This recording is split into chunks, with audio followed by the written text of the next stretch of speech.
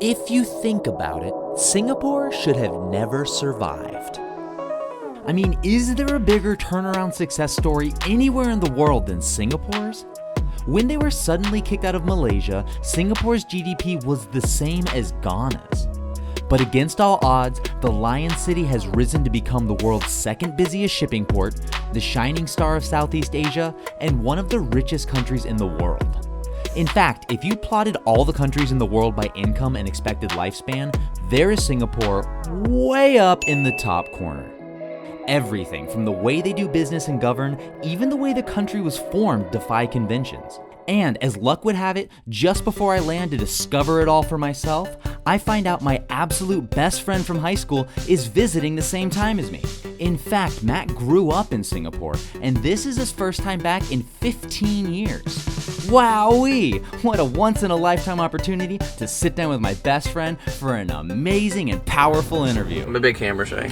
Okay, I guess I'll just go fuck myself then. No, I get it. But Matt and I did have a chance to run all over the city for 3 days, making silly faces and rehashing stories from our childhood. Remember when you tried to catch a tadpole with your butt?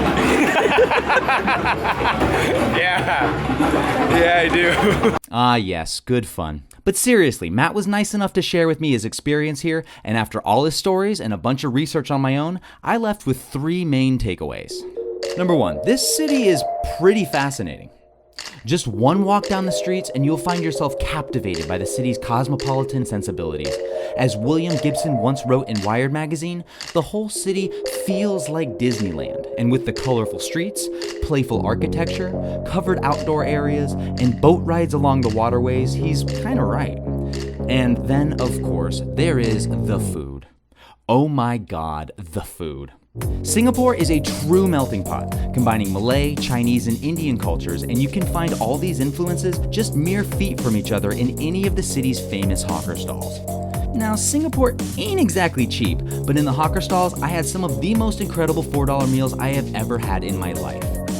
Singapore even sports the cheapest Michelin star restaurant anywhere in the world, Hawker Chan, which is both an incredibly popular hawker stall and an incredibly popular nearby restaurant, serving up their Michelin star winning soya chicken with rice or noodles for about $2 or $3 US. Yeah, go ahead and beat that, Le Bernardine.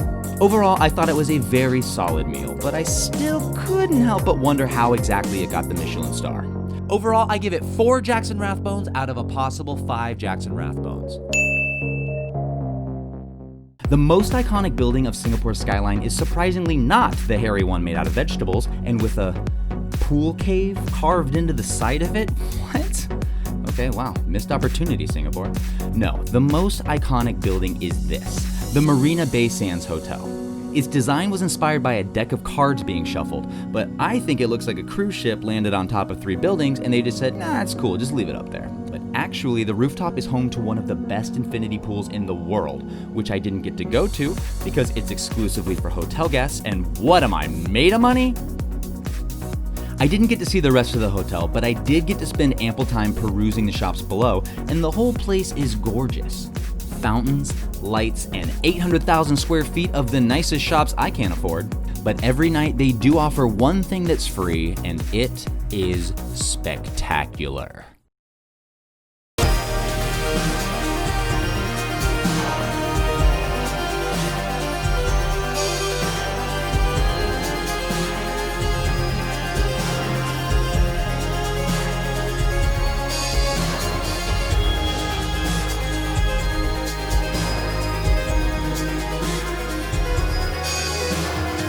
Gotta check out the light show.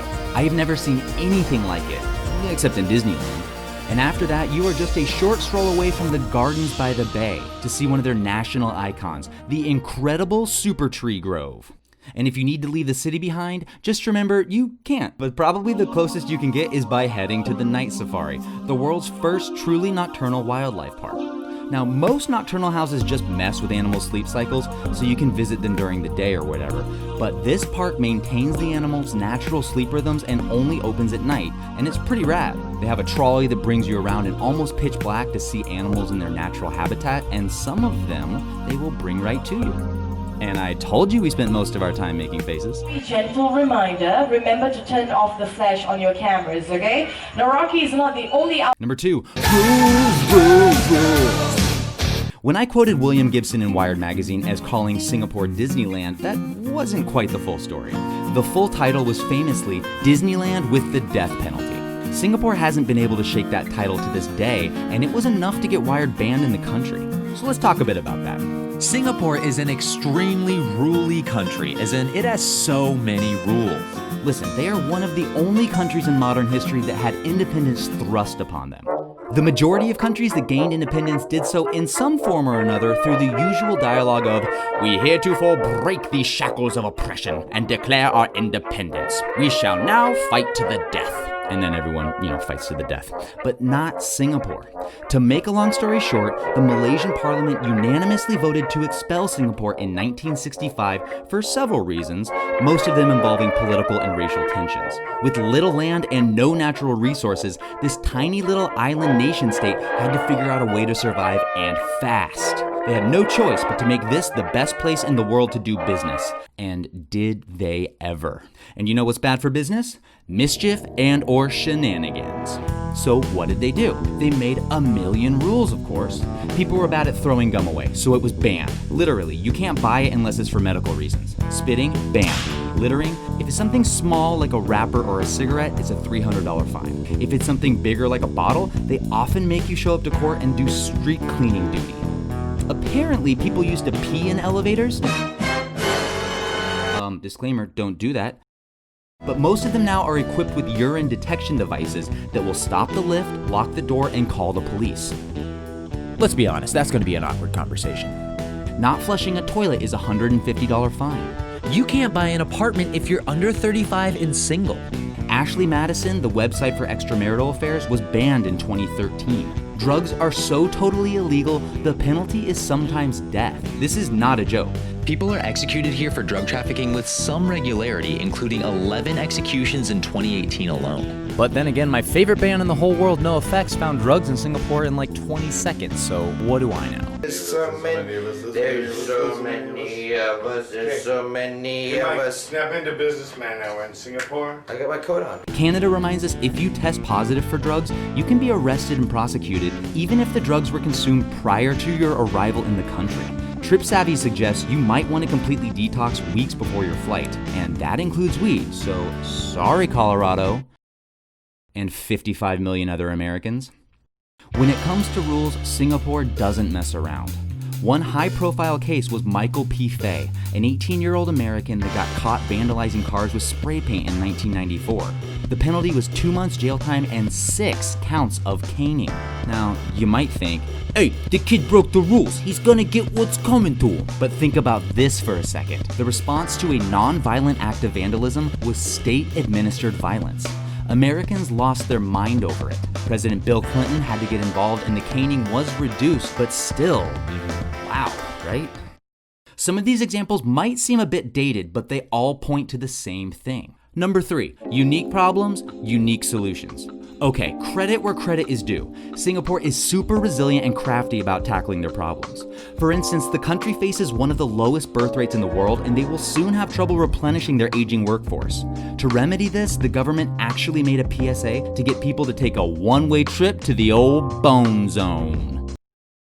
I'm being serious. The parade is long gone, and the kids are in bed. Let's not watch fireworks, let's make a mistake. Yeah. It's national night, and I want a baby.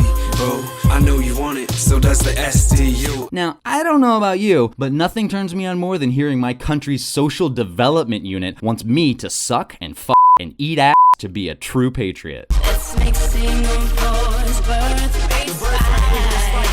Is there anything hotter than a heart-wearing sneakers and a shit-eating grin staring into your soul while air-humping his literal birth rate penis at you?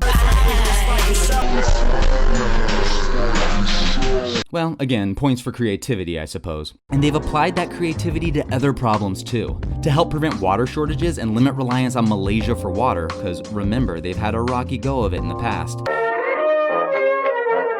They get 40% of their drinking water from what they've bottled and branded as new water. Because, hey guys, this used to be poo-poo and pee-pee, didn't have the same ring to it. This might be the single most well-planned and executed, dare I say, perfect city I've ever seen. To get a better idea of this impressive design, I chartered a very fancy and very expensive helicopter for a bird's eye view of the city in action.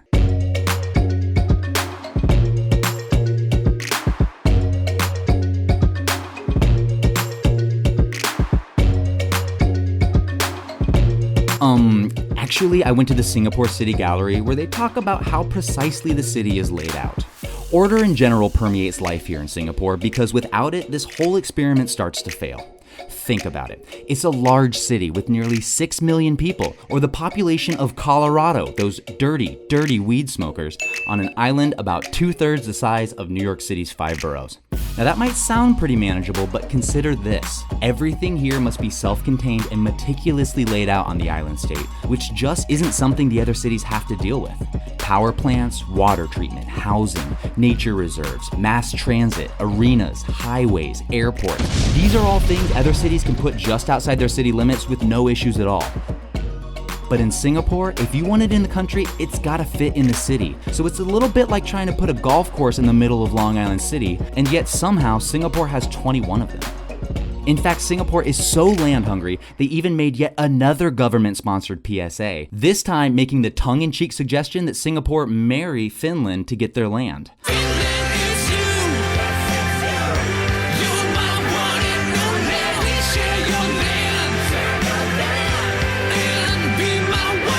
God, they just love a good PSA, don't they? Okay, let's get down to it. Singapore is the most modern and pristine place I've ever been in my life. You should absolutely go and love it. But if I think about living here long term, I couldn't help but feel it was missing something.